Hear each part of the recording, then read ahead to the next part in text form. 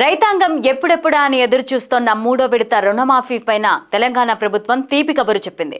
August 15 నాటికి 2 లక్షల వరకు రైతుల రుణమాఫీ చేస్తామని ఉప ముఖ్యమంత్రి ఆర్థిక మంత్రి మల్లు భట్టి విక్రమార్క ప్రకటించారు. ఆగస్టు 15లోగా రైతులకు రుణమాఫీ తీరుతాయన్న ముఖ్యమంత్రి యనుమల రేవంత్ రెడ్డి చేసిన సవాల్ను నిరూపించుకున్నామని ఆయన అన్నారు. వైరా వేదికగానే 2 లక్షల వరకు రుణమాఫీ చేస్తామని ప్రకటించారు. శుక్రవారం తన సొంత నియోజకవర్గమైన ఖమ్మంలో పర్యటించిన డిప్యూటీ సీఎం పలు అభివృద్ధి పనులకు శంకుస్థాపన చేశారు. వైరా మున్సిపాలిటీతో పాటు ఆయన స్వగ్రామం స్నానాల లక్ష్మీపురంలో సుమారు 100 కోట్ల విలువైన పనులు ప్రారంభించారు. ఈ సందర్భంగా ఆయన మాట్లాడుతూ స్వాతంత్ర దినోత్సవం రోజున సీతారామ పంప్ హౌస్ను కూడా ప్రారంభిస్తామని ప్రకటించారు. అనంతరం వైరాలో పండుగలాగా బహిరంగ సభను నిర్వహించి ఆ వేదికపై నుంచే 2 లక్షల వరకు రుణాలున్న రైతుల ఖాతాల్లోకి నిధులను జమ చేయనున్నట్లు ఆర్థిక మంత్రి వెల్లడించడం జరిగింది.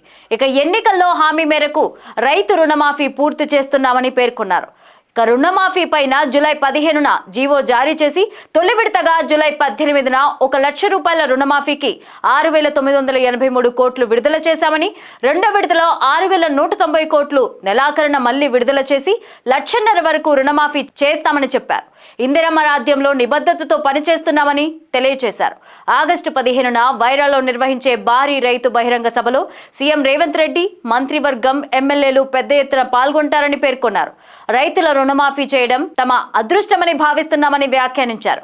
సీఎం ఛాలెంజ్ చేశారని, కాంగ్రెస్ ఇచ్చిన మాటను నిలబెట్టడం కోసం వైరా సభలో రైతులు పండగలాగా పాల్గొని మన రైతాంగ సోదరులు మంచి సందేశం ఇచ్చేలాగా సభ జరుగుతుందని చెప్పుకొచ్చారు ఆయన.